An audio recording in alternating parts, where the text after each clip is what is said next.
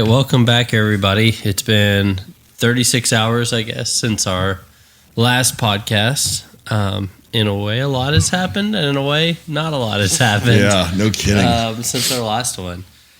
So I think we left it off after we got back from a nice lunch after we finished packing out and cleaning Daniel's bowl. Yep. So I guess, should we just start with the hunt after that? Yeah, I mean, we decided after that, let's just hunt together.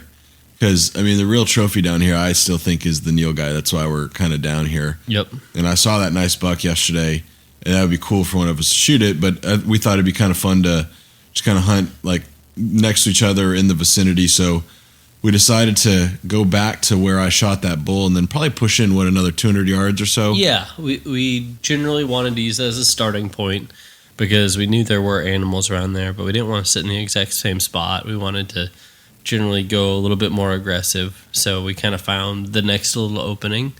We use Onyx maps to see the next clearing that looked good.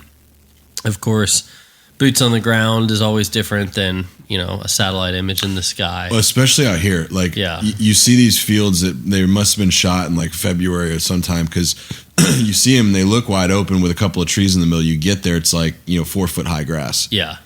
So hard visibility. It was grown up thick, and so we got into this field, and then the wind was a little confusing right when we walked in because we felt it at our back and then our face, and then it was swirly, and I think it was just part of kind of the tree line that we were at. So we walked a little further in, and then we sat up by these giant, like, stacks of grass. Yeah. It's hard to describe it. They're like 6-7 feet high. Yeah, it's just a big, thick clump of grass that's almost like a haystack, but we were able to put our backs against that. Then we sat there for a long time. Didn't really see anything for quite a while. Then right at dark, we were sitting there, and you're like, buck, buck, buck. Yeah. Looked up, and there was a little buck coming in. And at first we saw that he was fairly tall, but we couldn't tell what he was. And then we realized he was tall, and then he had just a little fork. And so he was a little 4-point, not much more than that. You think he got to about 40 yards or so from you? Yeah. Because I remember that the stack of grass that I was ranging was right at 40. Yeah. And I think he walked maybe just on the other side of it. Yep. So. And you had the decision made well in advance of if you were going to do something or not. Yeah. And this may change a little bit on the last day of the hunt. Yeah. But at that point, I'm like, I'm not going to shoot a forky. If it got down to literally this was the last day of deer season and it was the difference between me putting meat in the cooler or not, then I'd let one fly. And just remember here, there's no antler restrictions, right? Right. So we can shoot whatever we want to. But again, he was decent size. He's probably like a 110, 120, maybe a little more than that. Yeah. Pound doe or buck, but yeah, he wasn't a right home on trophy kind of buck. No. So we saw him, then he just kind of gradually walked away.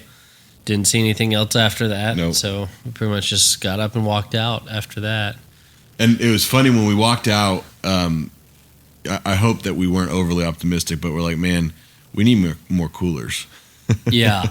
So after that, we're like, well, if we do get another one down, we're going to need more. So we ended up going to, we were going to go to Academy. Then we saw there was a Bass Pro Shops down here. Yeah. Went down to Bass Pro, and then apparently there's a shortage on a lot of coolers right now. I mean, I think it's just part of the global supply chain issues. All that stuff's imported. Yeti's made in China, so they're not getting any of that stuff. They had a bunch of, Orca? Yeah, those Orcas are friggin' expensive, man. Yeah, they look nice, but it was $429. Yeah, for a 65 quart. Yeah. That was ridiculous. Yeah, so we said no thanks. We went to Walmart, bought a cooler that, I was telling Daniel this earlier. Normally when I buy new gear, like a new knife, new broadheads, new boots even, I'm excited to try it out. This one I'm like, well, I guess I have to buy this. Yeah. Like, I'm not excited at all. Well, the other purchase we had to make is when we were at Bass Pro, I saw these snake gaiters. And we saw a big snake when we first walked in the first morning on scouting. And, man, that grass is so high, like you could step on a snake. And there's rattlers out here. You could step on one and not even know it. And so we have these Badlands gators, and they're great for, walking through brush and even cactus for the most part.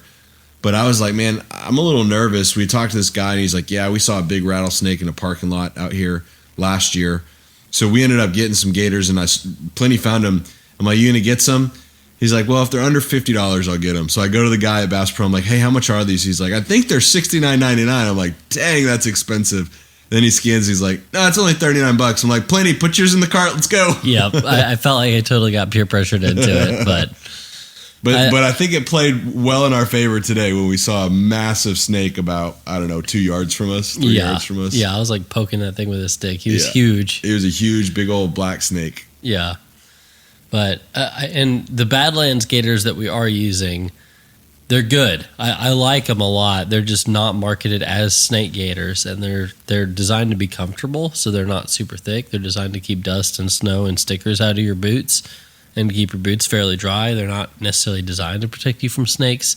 So these are a little bit more bulky, a little heavy duty. Not terribly bad, but yeah. At first, when I put them on, bulky. I was like, "Ooh, this is not comfortable," compared to the Badlands ones, which are actually very comfortable. Yeah. But then when you start walking them, you kind of get used to them. Yeah. Yeah. It's not bad. So we grabbed those, ran to Walmart, and then we went to Buffalo Wild Wings, got some Buffalo Wild Wings. Yep. We drove down from where we're staying. It's probably about a 20-mile drive, and we were. I think I mapped it. We were 50 miles from the border. Yeah. From a border town now in Mexico. Now, if crow flies, it's probably about 25 or 30 miles.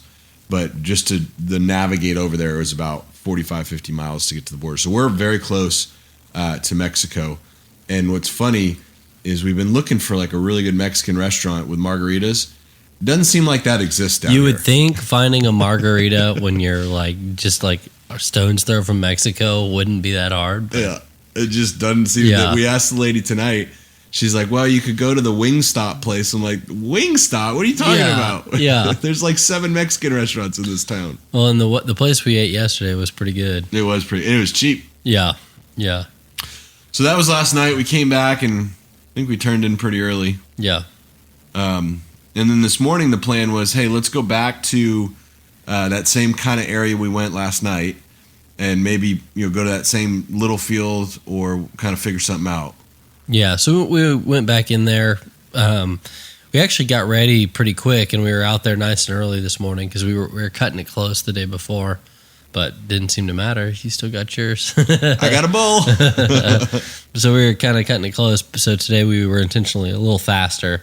So we got out there with plenty of time, hiked in a little further, sat down in this one spot that it seemed good in the dark, but then when the sun came up, we're like, the visibility is not that great. We were pretty much just on the opposite side of the field where you were originally. And then the sun came up over the trees, and we realized, it's pretty much about to be shining right on us. Yeah. So let's flip around, go ahead to the other side. So then we sat there for a while this morning. Did not see a single mammal come in. Nothing. Lots of birds. Including, because we weren't that far from the carcass, and so I think there were a bunch of eagles and stuff looking for that carcass. Yeah. So we had those cara eagles all around us. Hey man, those are cool birds. Like one landed in the tree right over me, and I was just staring at it. Yeah. That thing was pretty cool. Yeah. Making weird sounds. The only thing that we heard that kind of got us excited for a moment of a game animal is we heard a pig. Yep. Like we definitely heard like the squeal, the very distinctive squeal of probably a sow pig. Sounded about 300 yards to the south of us. Yeah. Oh, well, it was also weird this morning. Like it was just so crystal clear. We could hear really well. We heard a hen turkey yelping. I think we heard a gobble. Yeah. I definitely heard a gobble. A very distant gobble. And then I was like, hey, Plenty, was that a feeder going off? Yeah, which is weird because we're what is it? What did you say? 0.8 miles into the place? Yeah. So the closest private property is a little less than a mile away from where we were sitting. Yeah. And we heard, I was like, man, I think that was a feeder. And literally 5 seconds later, we hear, boom, ba-boom. Yeah. And we heard the double, bah, yeah, something got shot. Yeah, we knew it was a hit. So like, I guess so. Yeah, that was kind of weird. It was real still, though. And we noticed on both the northern and southern boundaries of the property, private property owners have a blind and a feeder, right against the fence. Everywhere. It's great. They're just trying to draw those Neil guy and big old bucks out of public into their little dirt field and then blast them. Yep. So we ended up sitting there for a little bit. Sun came up, and then we're like, hey, let's just go sit it where I shot that bull. Yep. So we ran over there, sat there for probably an hour and a half, and then we decided to start going and looking around the property a little more. Yeah, so we realized, okay, we had about a half a scouting day. We found one good spot, but something got killed here, so maybe it's been blown out. So we wanted to look around a little bit more. And the morning was really comfortable, but then as we started scouting more and more, it started getting really hot. Yeah, fast. So we walked down this one trail. There was a spot we had talked to. I talked to one of my buddies who had actually hunted here years ago, and he showed me a spot on the map that actually we had been pretty close to, but he kind of gave us a hint to poke on a little further. So we walked into the brush, walked way back into this swampy area. So we saw that big black snake. Yeah, and that's when I looked down, and about 3 feet in front of me, I saw just a snake's head poking out. Yeah, dude. I didn't even realize how big it was. Yeah, that thing was probably 6 feet long. Yeah. I don't even know the diameter. Yeah. He was big. Yeah, he was about as big around as my forearm. Yeah, you're right. But he was just sitting there. I started poking him with a stick to get him to move along. What I thought was really interesting is he started rattling his tail. Yeah. And at first that alarmed me because I'm like, that really didn't look like a rattlesnake. And I'm like, no, he's definitely not a rattlesnake. Yeah. But he's wiggling his tail against the grass to make us think he's a rattlesnake. Yeah. So we'll leave him alone. Well, and it's funny because you kind of poked him to get him to go the other way. And he didn't do it fast. But he kind of bowed up. He kind of bowed up, and then he had like this long thing come out from underneath him, like this fan or like mane almost on the bottom of him. Do you remember what you said? Yeah, he looks like a cobra. Yeah, because it did. Like his whole flank was coming out. Yeah, and then it looked like he had just eaten something too. Yeah, he had a big lump like in his throat. Yeah, but he was moving real slow, and then he just kind of slithered off. Yeah. And I was like, man, I'm glad I got these gaiters. Yeah, and then I saw at least 2 other ones today. I don't know if we're seeing the same snake over and over again. He's just making the rounds. But it's so creepy because you have these... And these are all like 6-footers. Oh, yeah. And you got these cut trails. So think about grass that's about 3+ feet high. You got these cut trails, and you see the back half of a snake going into that grass, and then you go over there and look, and it's gone. Yeah, you're like, I don't even know. Did I imagine that? And then you're like, well, I got to walk through there to get to my spot. Yeah, yep. Yeah. So we made it past the snake, hiked back through this really, really thick brush. We did jump one deer on the way back there. I didn't even get a good look at it. I just saw something taking off and make a bunch of noise. It didn't blow out us a snort or anything, so I think it was just a bedded deer that saw us coming and blew out of there. And we were heading to a place, so there's this little pond, and there's like a little river that comes off of the pond. It's all dried up, but that's where your buddy had told us to go look. And there were tons of tracks and like really good sign down there. But we were kind of walking on that little kind of riverbed towards the pond to see where we could go set up that night. And then... Yeah, and then we walked right around the corner and we saw some guy sitting under the tree with a crossbow, and he just kind of gave us a casual wave like, thanks, guys. Yeah, hey, guys, I'm here, and you're blowing up my spot. Yeah. And I've been here all day. Yeah. So we're just like, oh, shoot. So we just backed out. Yep. It was one of those things that, like, it's a very... You got to go way back to get to the spot. And he was exactly where we were heading. Yeah, like, he's in a great spot. What looked like a great spot. It's, I imagine, from his perspective, it's like, I came all the way back here to avoid people like you. Yeah. And then somebody walks right into my spot. Right in on him. But yep. I think that's one of those things that if you get good enough at reading maps and you generally know what you're doing hunting-wise, you start to identify things that look like natural pinch points, and other people read that stuff too. Yeah. So we kind of walked out, and it was probably about... I don't know, 10:30, something like that in the morning. So we're like, well, let's go. So again, there's 3 county roads that run through all this property, and there's, I call it 3.5 tracts of land. Yeah. 2 big ones, one on the right that's okay, and then one on the left that's real skinny. Yeah. So we ended up saying, let's go on the furthest track. We had seen some open fields on Onyx, and so we drove down there, and this is like... before that, though, we went and pulled that camera. That's right. We went and pulled the camera before we saw the guy. Yep. And that's right. And there was one picture of a nilgai cow this morning on that camera. So it's one of those things that I don't think we have enough data to really make a great decision, but it was interesting to see it at least got something. It was, and that it wasn't a picture of the cow stopping, looking around. That cow was on the move. Yeah, it was hauling. Yeah. So we ended up driving out to the most western part of the property. And there's a nice county road there. And by nice, I mean you can get, 18-wheelers down it without falling apart. So we just started seeing truck after truck after truck parked, and we're like, man, this is where everyone's sitting. And so we had been hunting on the east side. Now we're on the west side. We probably saw, I don't know, 5-6 trucks parked. Yeah. Something like that. And what I didn't even realize, and I think you pointed out, is that, it's Friday. So there's probably a lot of people who couldn't get off work Thursday, Friday, but could get off Friday. So we're starting to see more and more traffic out here. Yeah. So we ended up looking at a couple of spots over there. We walked into a field, just didn't get a great feel because we could hear there's a bunch of 18-wheelers driving by. Yeah, like hauling like rocks and like stuff. caliche or something, yeah. So we ended up just saying, yeah, this probably ain't the right spot. Yeah. So we drove back to the east side. The east side, yeah, the road off of which I had shot my bull on. Yep. And we looked around. There was one field that was a little bit more open. So we're like, hey, let's just poke around in here. It's pretty close to like the border or the property border. Yeah. Let's just take a look at it. It looked interesting, but again, real high grass, so it was kind of hard to tell what was really happening there. Yeah. It was one of those spots where you sit there and you can imagine something happening. You can imagine seeing deer walking through the grass or seeing a nilgai at the tree line, but there wasn't enough sign to really tell us what was happening. Yeah, I feel like. I think that's a perfect way to describe it. I feel like I was imagining it. There were tons of doves. Tons of doves. And we've been talking about this whole time. We're like, it would actually kind of stink to dove hunt down here. Yeah, you'd limit, but you wouldn't find any of them. Yeah, because they would just immediately fall in this grass and you would never find them. But you would limit like in no time. Yeah, yeah. So we did that, and then we walked down. They kind of bush hog these little temporary roads just for people to walk in.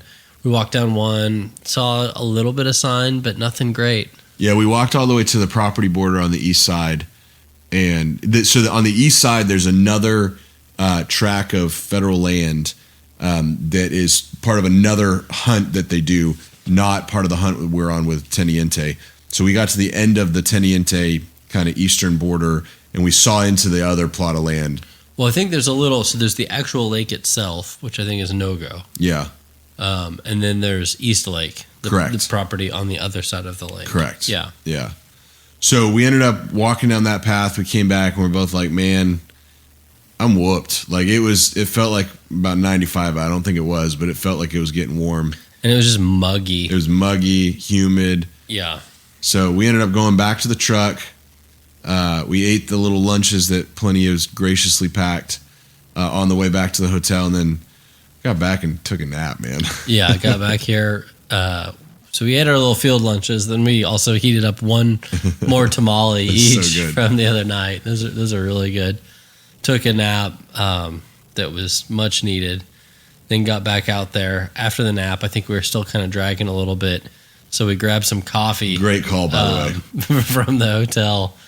And, when it's so hot outside, sometimes you don't really want to just pound a cup of hot coffee. But I think we needed the caffeine. We needed a little pick-me-up. So that was actually very good.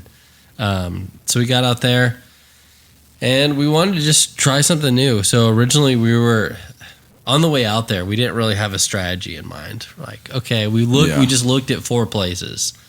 What are we doing? Yeah. Yeah, we did not have a strategy. We were just kind of like, well, let's throw a dart at a map. I think we had ruled out that field that we saw second to last because we're like, man, it's too close to everybody, and it wasn't great viz. Then we kind of ruled out the path right after that went to the east side. We're like, man, we just didn't see enough sign. Yeah. So we're like, well, let's go back and hunt off of one of these little trails. And this is where we had gone down the trail and bumped that deer, and then tons of sign. Yeah, we knew there was a lot of sign down there, and it was where that guy was earlier. And so when we pulled over there, we saw there was still just that one truck. So like, okay, we know it's that guy. We know where he is. And generally, I thought that was a pretty good strategy because that way we're like, okay, we can go anywhere else in here. He's sitting right there.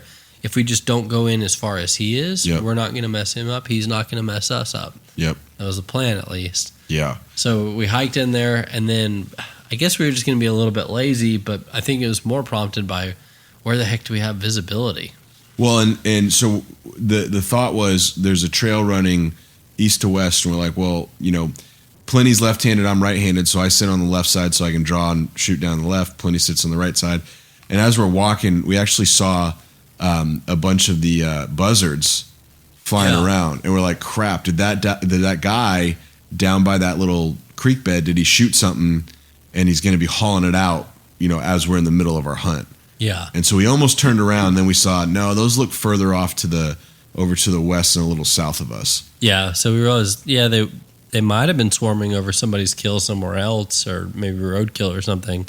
But yeah, they weren't where that guy was. So we went ahead and set up, had a spot that looked okay. We were both just kind of sitting in the long grass, looking down the path. I think the most difficult thing that I was thinking when I was sitting there is just when you're looking through a cut path, it's really hard to measure distance. Very hard. When you're looking at like a spot in the woods or a field, you can pick out a little clump of brush or a little stump or a little tree branch or a little rock, something like that, and you can kind of have all these landmarks like Daniel was talking about yesterday, laying out your battlefield ahead of time. When it's just a path that's all just even grass, All looks tough. the same. And especially down here, all the trees are so small that you look at one spot and you're like, man, I thought that was like 30 yards and it's like 18. Yeah. Yeah, it really throws you off. Yeah. And then we hadn't been there what were we there, 20 minutes? Maybe 20 minutes, yeah. And then we start seeing orange. Some We're guy like, walking down dang. the path. We're like, well, maybe that guy shot something and he's packing out. And so we started waving our orange vests at him. But I guess he saw him, and I don't know. I don't know if he saw him or not, but he kept coming. Yeah. Well, I think he stopped and took a leak. Oh, gotcha. Because he was kind of buried in there for a while. But I saw antlers on his back. I'm like, man, maybe he shot something. He's hauling out the meat. And so he ends up coming. He's an old dude, really cool guy. He said he was 70, which is kind of cool. He's walking around. Yeah. But he found this massive shed, just a massive shed, which was really cool. And then he was telling us that he was hunting with his son. And then sure enough, 10 minutes later, we're talking to him for about 10 minutes or so. His son comes down, and him and his son are cutting it up. And that was kind of cool to meet them.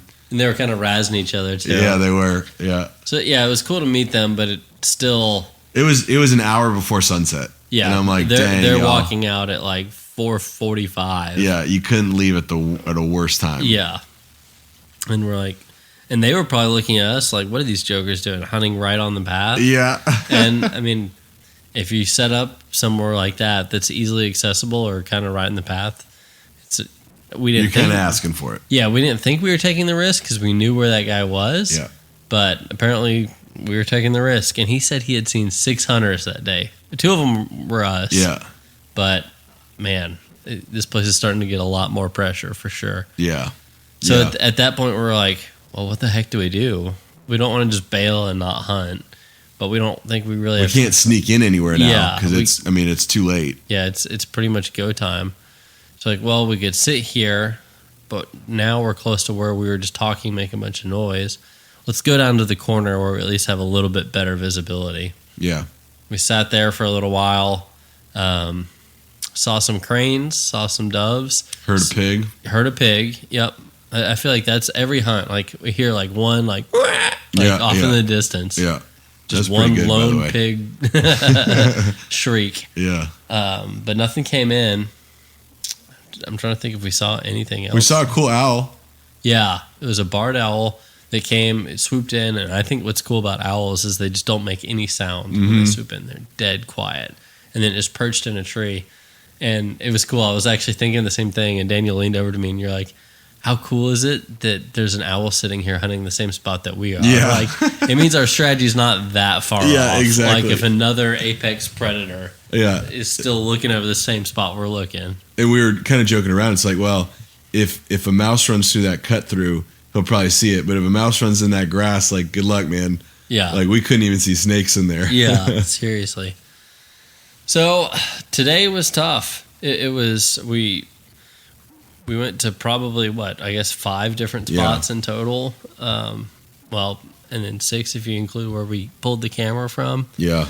And I feel like this evening was the first time we haven't had a strategy where we're just like, what the heck do we do? Yeah. I guess let's just go sit over here. And the problem that we're running into now, and this always happens on these kind of, the couple that I've been on, these public land hunts where there's a lot of people, is we're now starting to feel the pressure of pressure. Yeah. Right? We're starting to see other hunters coming in. Animals are less frequently coming out. And I think that's what we ran into today, which kind of messed up our strategy in the afternoon, when we were scouting, we're like, man, there's trucks everywhere. Where do we go? And so we ended up, like Plenty said, not really having a solid strategy, just kind of rolling the dice, and we got what we asked for, basically. Yeah.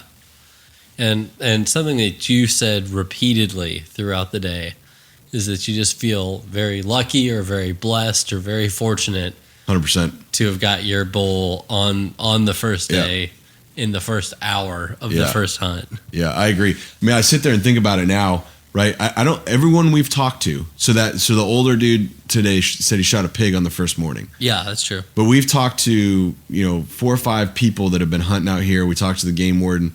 No one else that we've heard of or talked to has killed anything. Yeah.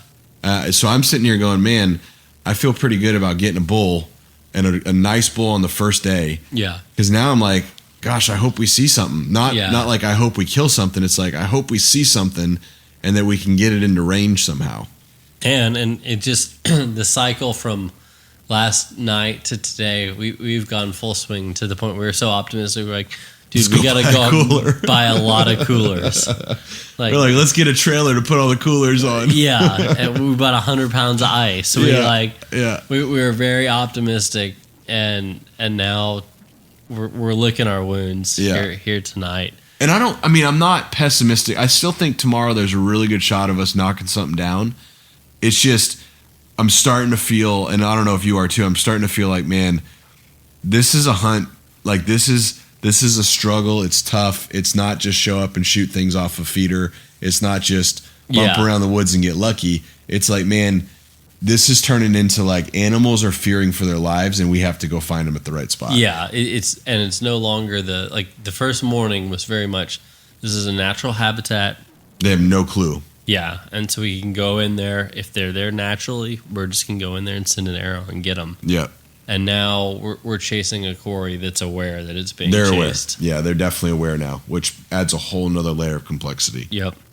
So I think our strategy for the morning is to go back to kind of what we know, what's worked well for us, get back into the thick woods. And, I mean, we're going to go back to a spot and kind of bounce around in there, but we know there's not a ton of people there, or there hasn't been.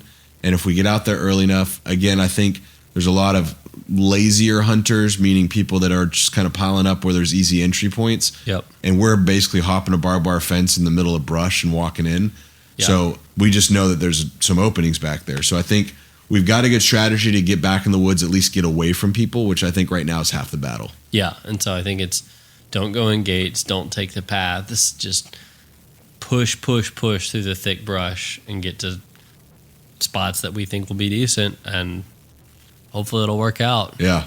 I think we were very optimistic early on, and then I kind of felt like I got whooped today. Like, I didn't see an animal today. It's tough not seeing an animal. I saw the one doe that popped up out of the brush and just took off running, but while we were realistically hunting, we didn't see an animal at all. And the only animal I've really seen was that little 4-point buck. And I wasn't going to shoot it at the time, so.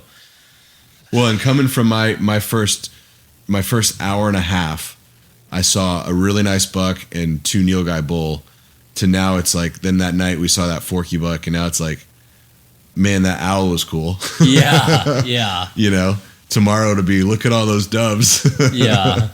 So yeah, I mean, I'm still pretty optimistic that we're going to see something tomorrow, and hopefully, I mean, right now, I think the other challenge, right, is there's the hunters, there's what are we going to see, and then it's, bow hunting, you can be in the perfect position, you can have the animal coming in, and it's still easy to get busted. Yeah. Like, it's still so tough to get a shot off. So there's a lot of things that are kind of starting to move the other way, but I still have a pretty strong feeling that we're going to see something tomorrow and hopefully be able to fling an arrow at it. Yeah, I'm now getting to the point where I'm like, man, I just want to shoot my bow. Yeah. I walked around Idaho for days without shooting my bow. I sat and I ran West Texas, didn't get to shoot my bow. Now I just want to shoot my dang bow. Hey, don't forget about Coleman. We sat out there too. Yeah, well, I did shoot my bow. Oh, that's right, you I did. stuck that hog and that we tracked for a while. And you did. So I kind of want to mulligan. Yeah. So wish us luck, guys. We went from living on high on the hog, the high side of the spectrum, to down in the low. But man, that's bow hunting. The highs and lows just get more and more exaggerated with all this stuff. But we're out there. We're trying our best. We're doing it the hard way. We're trying to have fun, stay optimistic, and hopefully tomorrow's the day. Tomorrow's got to be the day. It's got to be.